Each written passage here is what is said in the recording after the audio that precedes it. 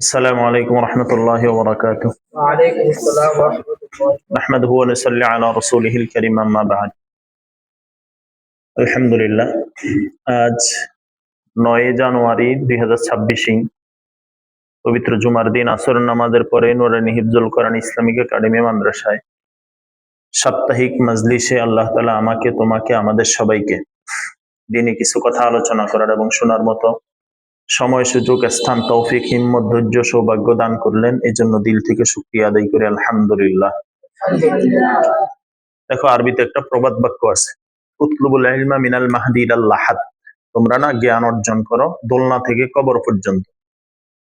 এজন্য শিখতে হয়, আজীবন শিখতে হয়, বুঝতে হয়, জানতে হয়। আল্লাহ রাসূল সাল্লাল্লাহু আলাইহি ওয়াসাল্লাম এই দুনিয়ার বুকে মানুষদের ভিতরে সবচেয়ে জ্ঞানী এবং দামি মানুষ ছিলেন। তবু আল্লাহ তাআলা আল্লাহ রাসূলের ব্যাপারে কি বলছেন? ওয়ামা উতিতুল ইলমা ইল্লা কলিলা। হে নবী করিম সাল্লাল্লাহু আলাইহি ওয়াসাল্লাম, আমি আপনাকে ইলম দেই নাই। কলিল, সামথিং, ইংলিশে একটা শব্দ আছে, সামান্য, নামে মাত্র আপনাকে দিছি। তো রাসূলুল্লাহ সাল্লাল্লাহু আলাইহি ওয়াসাল্লামের ক্বাবলান নবুওয়া বা'দান নবুওয়া, নবুয়তের আগে এবং নবুয়তের পরে সমস্ত গুনাহ আল্লাহ মাফ করে দিয়েছেন। তবুও রাসূলুল্লাহ সাল্লাল্লাহু আলাইহি ওয়াসাল্লাম এক এক সিজদায় যাইতেন, পা ফুলে যাইত, যেন উনি মারা গেছেন এমন অবস্থা হইতো। একদিন আয়েশা সিদ্দিকা রাদিয়াল্লাহু আনহা আল্লাহ রাসূলকে বললেন, ইয়া রাসূলুল্লাহ, আপনাকে তো আল্লাহ নবুয়তের আগের গুনাহ মাফ করে দিয়েছেন, পরের গুনাহ মাফ করে দিয়েছেন, তো আপনি এই যে এত ইবাদত কেন করেন? তখন আল্লাহ রাসূল বলছেন, আফালা আকুনু আবদান শাকুরা, আমি কি আল্লাহর কৃতজ্ঞ বান্দা হব না? যে আল্লাহ যে আমাকে মাফ করে দিছেন, এই জন্যই তো আমাদেরকে কি হওয়া দরকার? কৃতজ্ঞ হওয়া। তুমি কোন অপরাধ করছো, তোমাকে কেউ ক্ষমা করে দিছে, তুমি কৃতজ্ঞ হও না? তোমার কাছে 10,000 টাকা পাইবো, তোমার অভাব দেখে আরেকজন বলছে, ভাই তোকে মাফ করে দিছি, তুমি কৃতজ্ঞ হও কিনা? আল্লাহ যখন মাফ করে দিছে তখন তো আরো বেশি কৃতজ্ঞতা আদায় করা দরকার। আমরা যেহেতু সবাই তালেবে ইলম, সবাই হুজুর, আমরা যারা, আমরাও তালেবে ইলম, তোমরা যারা, সবাই তালেবে ইলম। তালেব মানে মুকাফিক্কি, ইলমের মুকাফিক্কি। আমরা সবাই তলব করতেছি। তলব করে কারা? খুঁজে কারা? যারা মুকাফিক্কি তারাই তো খুঁজে, তাই না? আজকে কয়েকটা বিষয় আমরা আলোচনা করবো আর কি, ইনশাআল্লাহ। তালেবে ইলমদের জন্য কিছু কাজ, আমাদের জন্য কিছু কাজ আমরা নির্ধারণ করে নিব। 1 নম্বর হলো প্রতিটি কাজ আল্লাহ তাআলার নামে শুরু করা। বলো, সবাই বলো। প্রতিটা নেকের কাজ, বলো। নেকি কাকে বলে? আল্লাহর বিধান আর রাসূলের তরিকা মতো যেটা হয় সেটা নেকি, বলো। প্রতিটা নেকির কাজে কি হবে? কার নামে হবে? আল্লাহ রাসূল বলেছেন, কুল্লু আমরিন যিবালিন লাম ইউবদা বিসমিল্লাহি ফাহুয়া আফতার। যেই কাজ আল্লাহর নাম ছাড়া শুরু হয় ওই কাজটা আফতার হয়। আফতার মানে বরকত শূন্য হয়, আফতার মানে অসম্পূর্ণ হয়, আফতার মানে অঙ্গহানি হয়। অর্থাৎ যেই কাজ আল্লাহ কথা বলা হয় না, যেই কাজের শুরুতে আল্লাহর নাম নেওয়া হয় না, এই কাজটা কি বরকতহীন না বরকতপূর্ণ? তাহলে প্রতিটা কাজ আমরা যেই মাদ্রাসায় পড়বো, কার জন্য পড়বো? আমাদের উদ্দেশ্য ঠিক করা, আমার প্রতিটা কাজ হবে তো আল্লাহর জন্য। প্রতিটা কাজের শুরু হবে বিসমিল্লাহ। আমি খাবো তো আল্লাহর নাম দিয়ে শুরু করবো, বিসমিল্লাহি আলা। খাবার শেষ, আলহামদুলিল্লাহিল্লাযী আত'আমানা ওয়া সাকানা। দাওয়াত খাবো, আলহামদুলিল্লাহিল্লাযী আত'আমান ওয়া আত'আমানি। এরপরে ঘুম, আল্লাহুম্মা বিসমিকা। ঘুম থেকে ওঠার সময়, খাওয়ার শুরুতে দোয়া ভুলে গেলে, মসজিদে ঢোকার সময় বিসমিল্লাহ ওয়াস সালাতু ওয়াস সালামু আলা রাসূলিল্লাহ। অর্থাৎ প্রতিটা কাজে আল্লাহর নাম দিয়ে শুরু করতে হবে, বলো। প্রতিটা নেকির কাজে, খারাপ কাজে আল্লাহর নাম দিয়ে কি করা যাবে না। কেউ যদি বিসমিল্লাহ বলে চুরি শুরু করে, তার ঈমান থাকবে? বলো না, থাকবে না। কোন হারাম কাজ কেউ যদি আল্লাহর নাম শুরু করে, তার কি থাকবে না? বলো, সবাই বলো। কেন? হারাম যেই জন্য। আচ্ছা, 2 নম্বর হলো নিয়মিত কোরআনে কারিমের তিলাওয়াত করা এবং হাদিস পড়া। বলো, নিয়মিত কোরআনে কারিমের তেলাওয়াত করা এবং কি করা? তোমরা তো হেফজখানা না যারা আছে এরা তো কন্টিনিউ পড়তেছো, সাথে সাথে হাদিস পড়া। এই জন্য আমরা আমাদের এই যে নিয়মের ভিতরে, রুটিনের ভিতরে 40টা হাদিস দিয়ে দিছি। আল্লাহ রসুল সাল্লাল্লাহু আলাইহি ওয়াসাল্লামের একটা হাদিস আছে, যে ব্যক্তি 40টা হাদিস মুখস্থ করবে আল্লাহ তাকে আলাদা একটা পুরস্কার দিবেন। তো এই জন্য 40টা হাদিস প্রতিদিন, একদিন 2 দিন পর পরে তোমরা এটা ঠিক করতে পারো, পড়তে পারো। ওই হাদিসের বই আছে, ফাজাইল আমল আছে, মুনতাখাব হাদিস আছে, এরপর রিয়াদুস সালেহিন আছে, এরপরে এই ফয়জুল কালাম আছে, এরকম অনেক হাদিসের কিতাব আছে। এই হাদিসের বই থেকে ছোট্ট ছোট্ট হাদিস পড়া। যেমন খায়রুকুম মান তাআল্লামাল কোরআনা, তোমাদের মধ্যে সর্বোত্তম কে? যে কোরআন মাজিদ শিক্ষা করে এবং কি দেয়? শিক্ষা দেয়। যেমন রাসূলুল্লাহ সাল্লাল্লাহু আলাইহি ওয়াসাল্লাম বলছেন, ডান হাতে খাও, ডান হাতে পান করো। কেন? ফাইন্না শাইতানা ইয়াকুলু বিশিমালিহি ওয়া ইয়াশরাবু বিশিমালি, কেননা শয়তান বাম হাতে খায়, বাম হাতে কি করে? তাহলে আমাদের খাবার কোন হাতে হবে? খাবো তো খাবো কোন হাতে খাবো? যদি খাওয়ার সময় বাম হাত দিয়ে খাইতে হয়, পিছনে ডান হাত দিয়ে প্যাক লাগানো। কি লাগানো? মনে থাকবে ইনশাআল্লাহ? বলে না, মনে থাকবে? আল্লাহ আমাদেরকে বুঝার তৌফিক দেন। তাহলে কোরআনে কারীম সবসময় কি করা? তেলাওয়াত করা, মুহাব্বতের সাথে পড়া। এটা আল্লাহর কালাম। বলো, এটার কি? দেখো, আমি ওই দিন একটা কথা বলতেছিলাম, ওই দিন আমি আমার ডায়েরি পড়তেছিলাম। 2008 সাল থেকে আমি ডায়েরিটা লিখছি, এখানে লেখা আছে 2008 সালের ডায়েরিটা। তো 2008 সাল হলে এখন কত? 2026। কত বছর? 18 বছর চলে। কত বছর?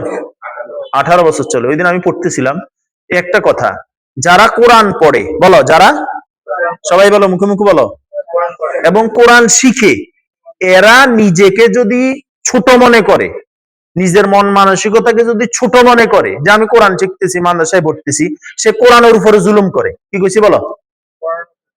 আমি কোরআন পড়ি, আমার মন ছোট হবে কেন? দিল ছোট হবে কেন? আমার মন হবে বড়। আমি কোরআন পড়ি, আমি আল্লাহর কালাম পড়ি। যে কোরআনের আমানত আসমান নেয় নাই। কে নেয় নাই? জমিন নেয় নাই, পাহাড় নেয় নাই। যে কোরআনের আমানত নিয়েছে মানুষ। আমি সে কোরআন পড়তেছি।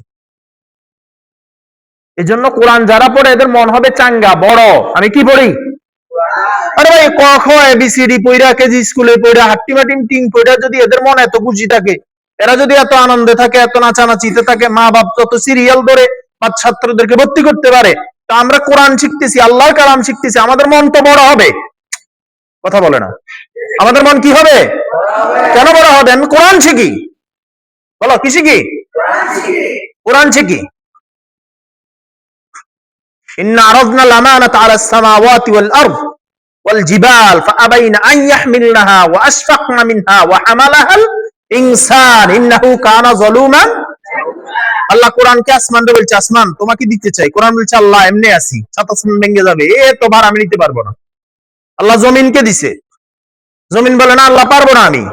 আল্লাহ পাহাড়কে দিছে, পাহাড় বলে আল্লাহ আমি পারবো না, আমি বিশাল। কিন্তু কোরআন নেওয়ার মতো ক্ষমতা আমাদের নাই। মানুষকে বলা হয়েছে, হ্যাঁ দেন আল্লাহ।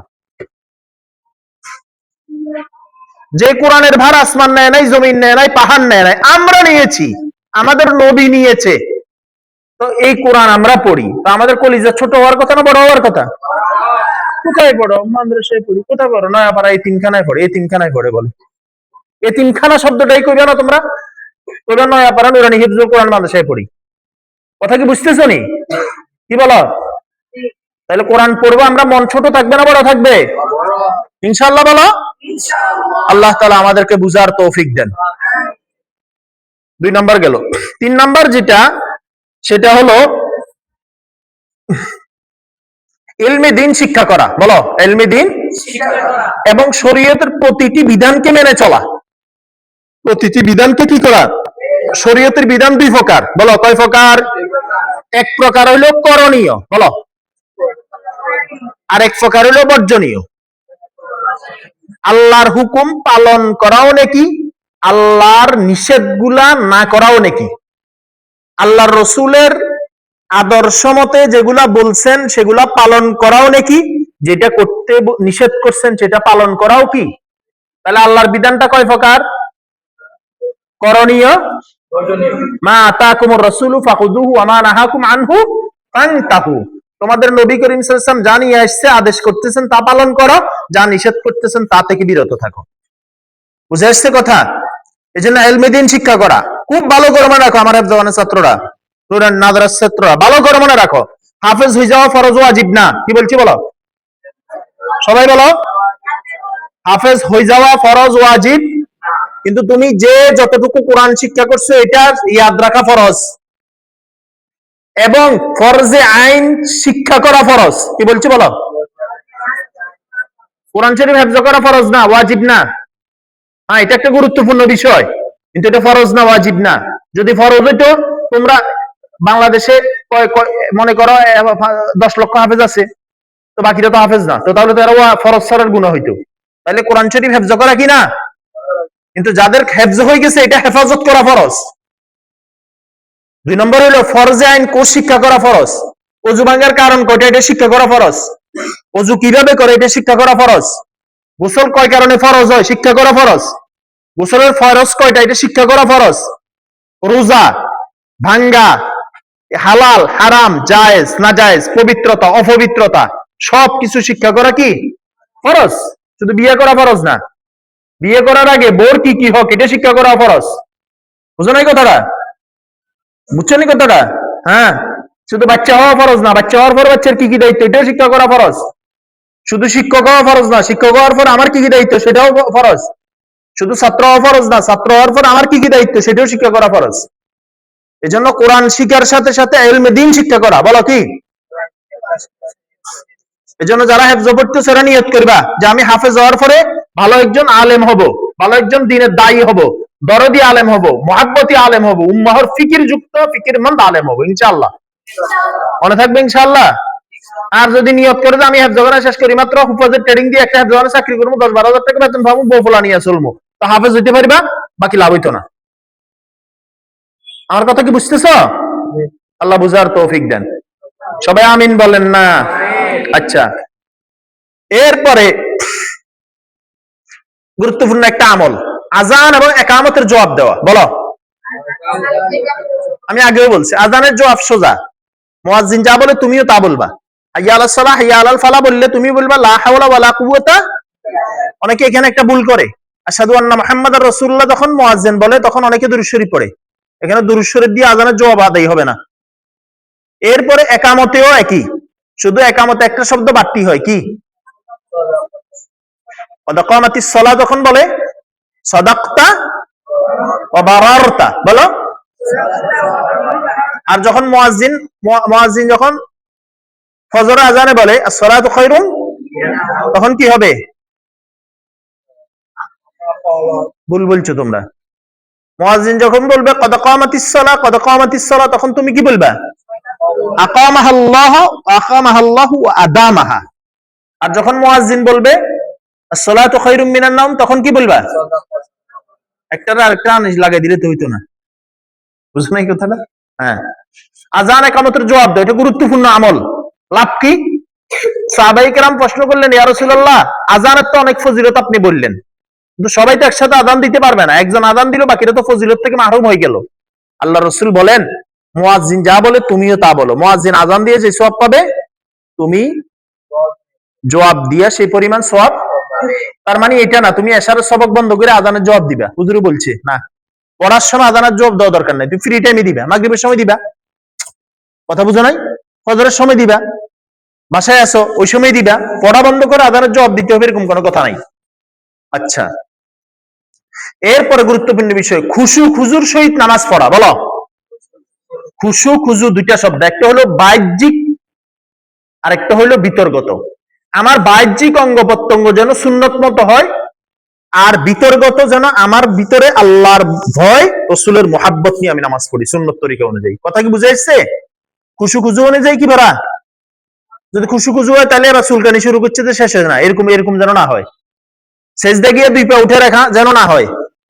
সালাম ফিরানোর সময় সালাম ফিরাইতে দেরি, কথা বলতে যেন দেরি হয় না, এরকম যেন না হয়। আমার কথা কি বুঝতেছো নি কথা? এই বিষয়গুলো খেয়াল রাখা। খুশু খুজুর সাথে নামাজ পড়া, আমার অঙ্গ প্রত্যঙ্গ যেন আল্লাহমুখী হয়, আমার কলিজা যেন কি হয়, আমার নামাজ হবে এইভাবে, আমার এই নামাজটা আমার জীবনের শেষ নামাজ, আমার সামনে আমার আল্লাহ আছেন, আমি ফুলসিরাতের উপরে দাঁড়ায় আছি, আমার ডান দিকে আছে জান্নাত, বাম দিকে আছে জাহান্নাম, পিছনে আছে কে? আজরাইল মালাকুল মউত। এটা খেয়াল রেখে নামাজ পড়া। আমার এই নামাজ আমার জীবনের শেষ নামাজ হইতে পারে, আজকে মাগরিব আমি পড়তেও না পারি, আমার এর আগে হায়াত শেষ হয়ে যাইতে পারে। কথা কি বুঝে আসছে? খুব মনোযোগ দিয়ে নামাজ পড়া। নামাজের সময় আমার বন্ধু কি, আমি নামাজে দাঁড়াইলাম, বন্ধুর সাথে কথা কইতেছি, তাহলে আল্লাহ কি নারাজ হয় না? আমি যখন আল্লাহু আকবার বলে নামাজ দাঁড়াইলাম, তার মানে কি এখন সবাই আমার ছোট, সবাই আমার পর, একমাত্র আপন হলেন আল্লাহ, সবচেয়ে বড় হলেন কে? তো নামাজের সময় কথা বলবা কেন? কথা হবে, একজন আরেকজনের সাথে কথা হবে কেন? হবে না ইনশাআল্লাহ। বলো ইনশাআল্লাহ। আল্লাহ তাআলা বুঝার তৌফিক দেন, সবাই বলি আমিন। আচ্ছা, তুমি যদি মনোযোগ দিয়ে নামাজ পড়ো, তোমার স্মৃতিশক্তি বৃদ্ধি হবে, আল্লাহ খুশি হবেন, রাসূলের তরিকা অনুযায়ী হবে, আল্লাহ তাআলার মহব্বত তৈরি হবে, মনে থাকবে ইনশাআল্লাহ। আরেকটা আমল, সেটা হলো প্রথম কাতারে দাঁড়ানো। কিসে? মনে রাখো, নামাজে প্রথম কাতারে দাঁড়াইলে সওয়াব বেশি, আর জানাজাতে শেষ কাতারে দাঁড়াইলে সওয়াব বেশি। বলো কি বলছি, বলো। কিন্তু মানুষ করে কি, জানাজার নামাজে এক কাতারে দাঁড়ানোর পাগল, আর ফরজ নামাজে একজন আরেকজনকে আগাই দেয়, ভাই যান যান যান। ব্যাংকে কিন্তু এরকম আগাই দেয় না, দেয়? কারেন্টের বিল দেওয়ার সময় কেউ কাউর আগাই দেয়, এই যে বেতন ছাড়ছে বুথে টাকা উঠানোর জন্য কেউ কাউর আগাই দেয়, ওই সময় আগাই দেয় না, শুধু নামাজ আগাই দেয়, ভাই আগাই যান আগাই যান। দুনিয়াতে একটা জায়গা আছে সবাই সবার সামনে আগাই দেয়, এটি হলো নামাজের কাতার, আর কোথাও কেউ কারোর আগাই দেয় না, সবাই টানি ধরে রাখে। প্রথম কাতারে নামাজ পড়া, আল্লাহ রাসূল বলছেন যে প্রথম কাতারে কি পরিমাণ নাকি যদি তোমরা জানতা, তাহলে আমি লটারি দিয়ে মুসল্লি নির্ধারণ করা লাগতো। প্রথম কাতারে মুসল্লি আরে 40টা, তো এখানে তো 4000 একসাথে যেত এক কাতারে নামাজ পড়ার জন্য। এটা একটা বিষয় মনে থাকবে ইনশাআল্লাহ। 2 নাম্বার হলো তাকবীরুলের সাথে নামাজ পড়া। বলো, কথা দুইটা, একটা হলো কোন কাতার? বলেন বলেন। এই যে নামাজে গিয়া মসজিদে নির্দিষ্ট জায়গা নির্দিষ্ট করা, এটা মাকরুহ। ইমাম সাহেব ছাড়া আর কারোর জন্য জায়গা নির্দিষ্ট হবে না। আপনারা ছাত্র যারা আছেন প্রত্যেকের জায়গা নির্দিষ্ট কেন হবে ভাই? তুমি এটা এই জায়গা ছাড়া বইও না, কেউ বলে উঠে দাও, এটা আমার বাপকে কিনে ফেলছে, উনি রেজিস্ট্রি করছে, 2 টাইলসের টাকা আল্লাহরে দিচ্ছে, আল্লাহ এটাতে আমি বসবো সবসময়, এরকম যেন না হয়, এটা মাকরুহ। বরং ওলামায়ে কেরাম লিখছেন এক এক সময় এক এক জায়গায় নামাজ পড়া, তাহলে লাভ কি? ইয়াউমাইযিন তুহাদ্দিসু, কিয়ামতের ময়দানে ওই জমিন তার ব্যাপারে সাক্ষী দিবে। আমি যদি 50 জায়গায় আমার সেজদা পড়ে, তাহলে এই 50টা জায়গায় একসাথে আল্লাহর দরবার আমার জন্য সাক্ষী দিবে না? আর যদি আমি একটা জায়গা নির্দিষ্ট করি, তো এইটাই তো সাক্ষী দিবে ঘুরে ফিরে। আমার 50 জন সাক্ষী বেশি ভালো না একজন সাক্ষী বেশি ভালো? তাহলে এখন কি নির্দিষ্ট করবেন নি? আর কেউ আছেন ওই দিক ছাড়া আর কেউ পড়ে না, এখন যুক্তি দিবেন ওদের ডান দিকে সওয়াব বেশি, তো বাম দিকে তো সওয়াব বেশি, হাদিসে আছে ডান দিকে মানুষ বেশি হয়েছে, বাম দিকে কম। এখন যদি কেউ বাম দিকে দাঁড়ায়, তাহলে ডান দিকে সওয়াব পাবে সে। সুবহানাল্লাহ বলবেন না? ও হাদিস একটা শিখছেন আর একটা শিখেন নাই, হবে না তো। প্রত্যেকটা অ্যান্টিবায়োটিক ওষুধের সাথে গ্যাস্ট্রিকের ওষুধ আছে, এই জন্য খেয়াল রাখা 1 নম্বর করে। 2 নম্বর হলো তাকবীর উলা। বলেন তাকবীর উলা কারে কয়? আপনি 3 তলা থেকে নামতে আমি তাকবীর উলা ছুটি গেছে, বাহ। আপনি তাকবীর উলা নিচতলা থেকে উঠতে উঠতে আপনি তাকবীর উলা ছুটি গেছে, বাহ। আপনি কেমন হুজুর, আপনি এই এত সুন্দর পরিবেশ পাই আপনি নামাজ পড়তে পারতেছেন না, তাকবীর উলা পান না, আপনি কেমন হুজুর, আপনি কেমন একজনের ছাত্র? বাপরে বাবা, আপনি 3 তলা থেকে নামতে নামতে আপনার নামাজ শেষ, আপনি বাথরুম থেকে বাইরে থেকে আপনি 1 রাকাত 2 রাকাত পান না, শরম না করে না? মরে যাওয়া উচিত না? মরে যান না, মরে যাওয়া উচিত না? যদি 3 তলা থেকে যাইয়া 2 তলা নামাজ দেখতে না পারেন, তাহলে বাড়ি থেকে আসি মসজিদে কেমন নামাজ পড়বেন আপনি? চাকরি থেকে আসি কেমনে মসজিদে নামাজ পড়বেন আপনি? আপনার নামাজ কাজা হবে কেন? নামাজ তাকবীর উলা ছুটবে কেন? কাতার ছুটবে কেন? রাকাত ছুটবে কেন? আমি বললাম কোন ছাত্র তাকবীর উলা ছুটে রাকাত ছুটে, তাকে শাস্তির আওতায় আনা হবে। মিনিমাম 2 মিনিট আগে আপনি মসজিদে যাবেন, হাতে তাসবিহ নিয়ে মসজিদে নামবেন। এখানে থাকার পর আপনি যদি তাকবীরের সাথে নামাজ পড়তে না পারেন, আপনি বাড়িতে গেলে জামাতে ধরবেন না, জামাত ছুটি গেলে আপনার, আপনি বাড়িতে গেলে নামাজে পড়বেন না। এটাই হলো মূল কথা। তাকবীরুল্লাহ কারে কয়? আচ্ছা, আজানের জবাব আছে, একামতের জবাব নাই, কথা বলে না। আপনি একামতের জবাব কোথায় দিতেছেন? আপনি তো মসজিদে আগেই যান না, একামতের জবাব কোথায় আপনার? এর জন্য খেয়াল রাখা ইনশাআল্লাহ। বলেন আজকে থেকে তাকবীরুল্লাহ ছুটবো আর কারো আপনার হাত উঠান।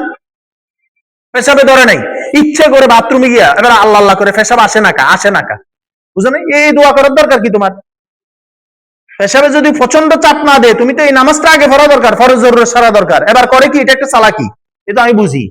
মানে এই সময়টা যদি নামাজে কাটাই ফেলতে পারে, তাহলে নামাজের পরে ফ্রি সময়টা আর তার নষ্ট হইতো না পেশাবখানায় গিয়া। কি দায়িত্বশীল ছাত্র! এগুলো যেন আর না হয়, মনে থাকবে ইনশাআল্লাহ। তাইলে তাকবীর উলা কাকে বলে?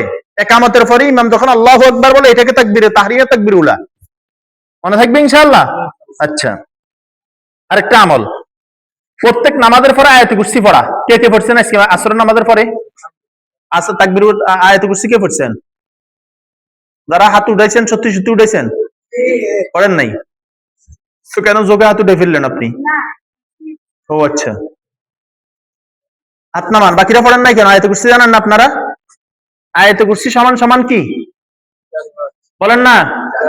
কয় ওয়াক্ত নামাজের পরে আয়াতুল কুরসি পড়তে হয়? মান করা আয়াতুল কুরসি ফি দুবুরি কুল্লি সালাতিন লাম ইয়ামনাহু মিন দুখুলিল জান্নাহ ইল্লাল মাউত।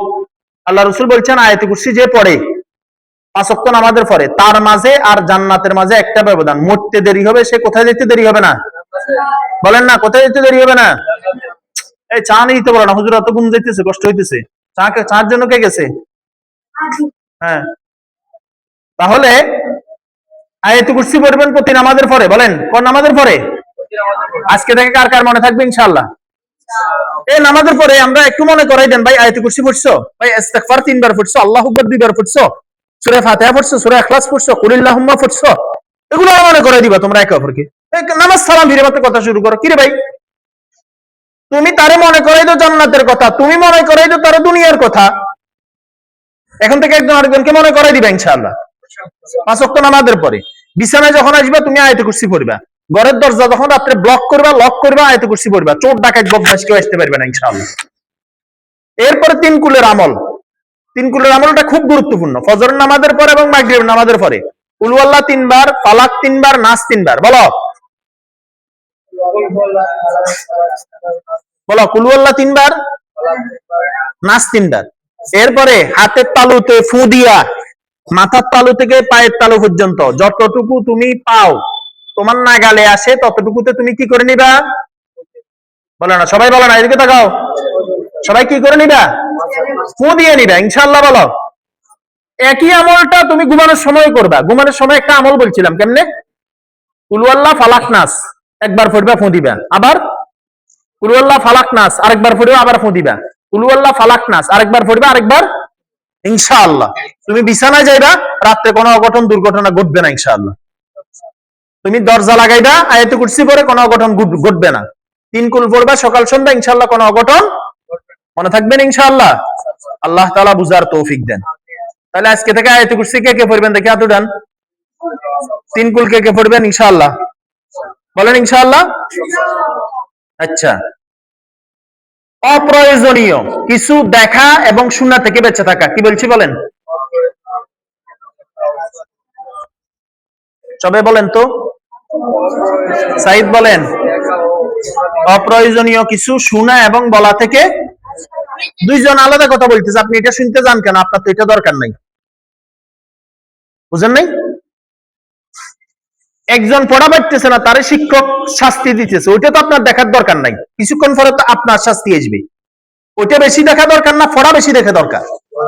তাহলে অপ্রয়োজনীয় কোনো কিছু না শোনা, কারো যে যা মন চায় করুক, আমি কারো কথা কান দেওয়ার দরকার কি? মানে কারো কথা আমি কান লাগাই দেওয়ার দরকার কি? আমার তো দরকার নাই। অপ্রয়োজনীয় কোনো কিছু না শোনা। বলেন, অপ্রয়োজনীয় কোনো কিছু। বলেন, অপ্রয়োজনীয় কোনো কিছু মনে থাকবে ইনশাআল্লাহ। আচ্ছা, এবং অপ্রয়োজনীয় কোনো কিছু বলা থেকে বিরত থাকা বিনা কারণে।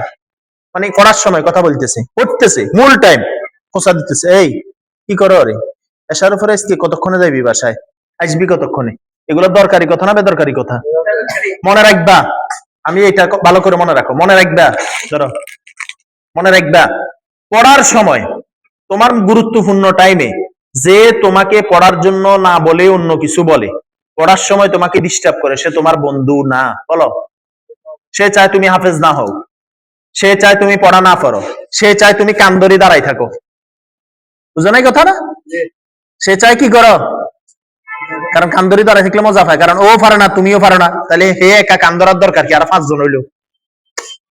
চোর যদি 10 জন একসাথে ধরা খায়, তাহলে এদের ভিতরে একটা সাহস হয়, তাই না? কি হয়? সবাই কি কয়? ওর যা হইব আমারও তা হইব। কিন্তু 10 জনের ভিতরে হঠাৎ একজন সুদ ধরা খেলে তার অবস্থা কি? ডর বাড়ে না কমে? বলেন। এখন তোমার সাথে ও পড়ার সময় কথা কয় কা? সবাই বলো না কেন? কি জন্য কয়? মানে হেতে তো পারে না, তো কানে ধরবো কতক্ষণ পরে? এখন তুমিও দেন কানে ধরা একা একা, তাতে শরম লাগে। বুঝছো না সূত্রটা? বুঝছো? তাহলে এখন থেকে পড়ার সময় তোমার সাথে কেউ কথা কইতে চাইলে তোমার বন্ধু না শত্রু এটা? মানুষ না শয়তান? এটার লা হাওলা ওয়ালা কুওয়াতা ইল্লা বিল্লাহ পরে ফু দিলে যাইবো নি? যাইতো না। তো এটাতে দূরাইতে হবে কিভাবে? ওর দিকে আমি তাকামো না, ওর কথা শুনবো না, ইনশাআল্লাহ। বলো, মনে থাকবে? আল্লাহ তাআলা আমাদেরকে বুঝার তৌফিক দেন, সবাই বলি আমিন। আচ্ছা, চোখের গুনাহ থেকে বেঁচে থাকবো, বলো ইনশাআল্লাহ। মানুষের জীবনে সবচেয়ে অঙ্গ সমূহের ভিতরে একটা দামি অঙ্গ হলো চোখ।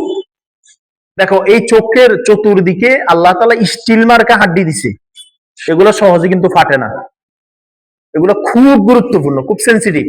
এবং দেখো, প্রতিটা মানুষের চোখে কিন্তু পানি আছে, এবং দেখো প্রতিটা মানুষের চোখে কিন্তু শাটার আছে। শাটার বুঝো না? কোনো কষ্ট নাই। 5 সেকেন্ড পর পর প্রতিটা মানুষ, 5-10 সেকেন্ড পর পর মানুষ কি করে? প্লক পেলে, এটা আল্লাহ দিয়ে দিছে। যদি এই প্লকটা কি করে ফেলতে না পারে, এই মানুষটা তাকাইতে পারবে না। এটা যদি 5-10 সেকেন্ড পর পর যদি এটা উঠানামা না করে, বলো এটা, তাহলে মানুষের চোখ হেফাজত হবে না। কারণ এই চোখের চতুর্দিক থেকে ময়লা আসে, এই প্লক পরে, প্লক চোখের পলক পরে, যে গান আছে না, পড়ে না চোখের পলক, তাই না? হ্যাঁ, আছে না? হ্যাঁ, এই যে চোখের পলক যখন উপরে নিচে না পড়বে, তখন তোমার চোখের হেফাজত হবে না। এক বেটা বলে, এই যে মানে সব তার সাদা, সব তার কি, তো বুড়িও কামাই ফেলছে, চোখের পলকও কামাই ফেলছে, এখন তো বেটা চোখ মারতে পারে না। আর চোখ মারতে না পারি, এখন চোখে তাকাই দিছে, লাল হয়ে গেছে, মারা যায় ওর অবস্থা। খুতবাতে জুলফিকার আমি একবার পড়ছিলাম যে এক ব্যক্তি আছে, খাবার খেলে তার হজম হয় না। বলো, খাবার খেলে তার 20 বছর ধরে সে খাইয়ে এইভাবে বসে থাকতে হয়, ধরো ওগুলো খাই ফেল, সে 20 বছর বসে থাকতে এইভাবে, মানে সে যখন শুইতে যায় খাবারগুলো মুখ দিয়ে বাইরে যায়। আল্লাহ আমাদের কত সুখে রাখছে, কত নিয়ামতে রাখছে, শুকরিয়া তো আদায় করাই চাইবেই না? আলহামদুলিল্লাহ। চোখের হেফাজত করা, বলো। বিন্নারি থেকে হেফাজত করা, বলো। বিন্নারি মানে নিজের মা না, বিন্নারি মানে নিজের বোন না, বিন্নারি মানে নিজের দাদি না, বিন্নারি মানে নিজের নানি না, বিন্নারি মানে নিজের ভাগিনী না, বিন্নারি মানে নিজের বাতিজি না, বিন্নারি মানে আরেক বেড়ার বউ। বিন্নারি কাকে বলে? মাহরাম, গায়রে মাহরাম, দুইটা শব্দ বলো। মাহরাম কাকে বলে? কে বলতে পারবা? মাহরাম বলে যার সাথে আমার দেখা দেওয়া হালাল, বিয়ে হারাম, বলো। সবাই বলে না। মাহরাম কারে বলে? এটা খুব গুরুত্বপূর্ণ মাসালা, ভালো করে মনে করো। সবাই বলো, সবাই বলো। যার সাথে আমার দেখা দেওয়া হালাল, বিয়ে করা, মায়ের সাথে দেখা দেওয়া বিয়ে, দাদির সাথে দেখা দেওয়া বিয়ে, বোনের সাথে দেখা দেওয়া, বোন মানে যে মায়ের পেটের বোন, সৎ বোন, দুধ বোন, তালতো বোন, খালতো বোন, মামতো বোন, খুশি হয়ে যাইয়েন না। বেআইন, এখন তো তালতো বোন কয় না, এখন বেআইন, বুঝো না কথা? এখন কি কয়? উনি কে, কোনি আমার বেআইন। কেমনে বেআইন? আমার ভাইয়ের শালি, বুঝো না কথাটা? তো এরকম হয় কি মাঝে মাঝে, ওই বিয়ের আগের দিন গায়ে হলুদ হয়, এখনো বিয়ে হয় নাই, পরের দিন বিয়ে হইব, ছেলের বাড়ি থেকে মেয়ে গেছে, মেয়ের বাড়িতে ছেলে গেছে, একজন আরেকজনকে কি লাগাইবে? এতদিন খবিস ছিল, বদমাস ছিল, এত নাফাক ছিল, এত খবিস ছিল, এরা এর আগে জীবনেও কি করে নাই? গোসল। এই জন্য এদেরকে গায়ে হলুদ দিয়া, সাবান দিয়ে এরপরে কি করায়? মানে এত খবিস কেমনে বিয়ে করায়? বুঝো না কথা? এত খবিসটা কেমনে বিয়ে করায়? বিয়ে হবে কালকে, এদিকে বিআই বেআইনকে পছন্দ হয়ে গেছে, এরা আগে রাত্রে ভাগি গেছে, বুঝো নাই? দুলার ভাই আর বউয়ের বোন, বুঝো নাই কথাটা? হ্যাঁ। মাহরাম কাকে বলে? এক কথা বুঝো, বলো। মাহরাম, মাহরাম কাকে বলে? মাহরাম 14 প্রকার, এগুলো ভালো করে পরে বলবো ইনশাল্লাহ। বোন, খালা, ফুফু, বাতিজি, বাগিনী, দাদি, নানি, শাশুড়ি, দাদি শাশুড়ি, নানি শাশুড়ি, এরপরে চাচি, মামি, খালা, ফুফু, চাচি, খালা, চাচি, মামি, জ্যাঠাই শাশুড়ি, চাচি শাশুড়ি, সবগুলা এগুলা গায়রে মাহরাম। বলো, এগুলা কি? কথা বলো, এগুলা তাহলে মাহরাম কাকে বলে? দেখা দেওয়া, বিয়ে। গায়রে মাহরাম কাকে বলে? দেখা দেওয়া হারাম, বিয়ে করা হালাল, তাকে বলে গায়রে মাহরাম। এই জন্য মাহরাম থেকে, গায়রে মাহরাম থেকে আমরা বেঁচে থাকবো ইনশাআল্লাহ, বলো। আচ্ছা, এই চোখের গুনাহ অনেক প্রকার আছে। এই মোবাইল দিয়ে চোখের গুনাহ করা, পরনারী দেখে চোখের গুনাহ করা, গান বাদ্য দেখে চোখের গুনাহ করা, নাচ গান দেখে চোখের গুনাহ করা। চোখের গুনার দ্বারা অনেকগুলো ক্ষতি। এক নম্বর হলো রিজিকের বরকত নষ্ট হয়। বলো, কিসের বরকত নষ্ট হয়? 2 নম্বর, সময়ের বরকত নষ্ট হয়, মানুষের সময়ের বরকত পায় না। 3 নম্বর, অহেতুক চিন্তা ও পেরেশানি সৃষ্টি হয়। বেগানার দিকে তাকাইছে, তার মনে অশান্তি শুরু হয়েছে, পড়াতে মন বসে না, খাবারে মন বসে না, একটা পেরেশানি শুরু হয়ে গেল, এটা হারাম। এরপর ইবাদতে স্বাদ নষ্ট হয়ে যায়, নামাজ পড়ে মজা পায় না, সেজদা দেয় মজা পায় না, কোরআন পড়ে মজা পায় না, সবক শুনায় মজা পায় না, হইতে হইতে হাফেজ হয়ে গেছে, মজা পায় না। এখন হাফেজ এবার চুল বড় রাখে, ইয়াদের খবর নাই, নাচানাচি করে, আছে না? কথা বলেন না কেন? হ্যাঁ। এরপরে ছোট ছোট কাজে বড় বড় সমস্যা দেখা দেয়, মনে অশান্তি তৈরি হয়, কোনো কাজ সম্পূর্ণভাবে শেষ করা যায় না, বিভিন্ন বিপদ দেখা দেয়, বিভিন্ন রোগ বালাই দেখা দেয়, ইলম ও আমল থেকে বঞ্চিত হতে হয়। নাউজুবিল্লাহ বলো। এই জন্য আমরা চোখের হেফাজত করবো ইনশাআল্লাহ, বলো। বলো কি? চোখের হেফাজত শুধু ছেলেরা করবে না, মেয়েরা করবে?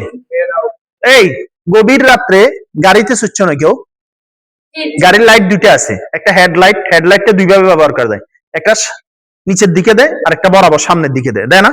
মনে করো হেডলাইট দুইটা, ওই দিক থেকে একটা, এদিক থেকে একটা। এখন দুজন যদি হেডলাইট জ্বালায় রাখে, দুজন যদি একজন আরেকজনের চোখের উপরে মারে, তাইলে কি আর গাড়ি সামনের দিকে আগানোর সুযোগ আছে? একজন আরেকজনকে সিগন্যাল দেয়, ঠিক না? আমার মোটরসাইকেলে আছে, টিপ দিলে হঠাৎ সামনের দিকে যায়, তার মানে কি তোমার লাইটটা নিচে করো, তার লাইট সে নিচে করবো, ওই লাইট এ নিচে করবে, বাস দুজন নিরাপদে চলে যাবো, ঠিক না? আল্লাহ তাআলা বলেন, কুল্লিল মুমিনিনা ইয়াগুযু মিন আবসারিহিম ওয়া কুল্লিল মুমিনাতি ইয়াগুযুনা মিন আবসারিহিন্না। পুরুষও চোখের হেফাজত করবে, নারীরাও। সবাই বলে না, কথা বলে না। পুরুষও নারীর দিকে তাকাবে না, নারীও পুরুষের দিকে। বুঝছো না কথা এটা? আচ্ছা, এবার যে সমস্ত নারীরা বোরকা গায়ে দিয়ে দিয়ে বিনা কারণে পুরো বাংলাদেশ ঘুরে,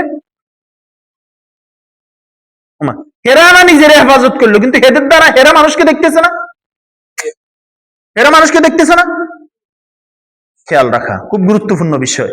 তাহলে আল্লাহ তাআলা যে কথাগুলো বললাম অনেকগুলো আছে, এই বইটা থেকে আজকে আমি পড়তেছিলাম জুমার আগে, তো মনে করলাম যে এই বিষয়গুলো মনে হয় তোমাদেরকে বলা উচিত, আমারও আমল হওয়া উচিত।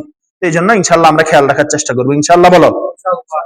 তাহলে আরেকটা আমল বলে দিই, এটা গুরুত্বপূর্ণ। সবসময় অজু অবস্থায় থাকা, বলো সবসময় কি থাকা? শীতকাল ভাই বাবা অজু চলে গেলে আলসি করি না, ঠান্ডার আলসি করি, কোরআন শরীফ ধরবা, এলেমের বরকত নষ্ট হবে, পড়ার ভিতরে মনোযোগ হবে না, পড়বা ভুলে যাইবা। এই জন্য অজু যখন চলে যায় কি করা? বলো অজু। সামান্য ঠান্ডার ভয় করলে তোমার যে এক ফাড়াটা ভুলে যাবে, পৃষ্ঠাটা ভুলে যাবে, ভয় করা দরকার না। 5টি জিনিস থেকে আমরা বেঁচে থাকবো। কয়টা? বলো সবাই, বলা। কুদৃষ্টি দিব না, ছেলের দিকেও না, মেয়ের দিকেও, দুটোটা হারাম। কুধারণা করব না, বলো। বলো কি ধারণা? এই তোরা কি কথা কইছিস, মনে আমার বিরুদ্ধে কথা বলছিস, এটা ধারণা হইলো না কুধারণা হইলো? 3 নাম্বার, কথা বলবো না। কি কথা? হ্যাঁ কথা। তোরে মন চাইতেছে আমার একটা লাত্তি দেওয়ার, এটা ভালো কথা না কুকথা? কুকথা বলবো না ইনশাআল্লাহ, বলো।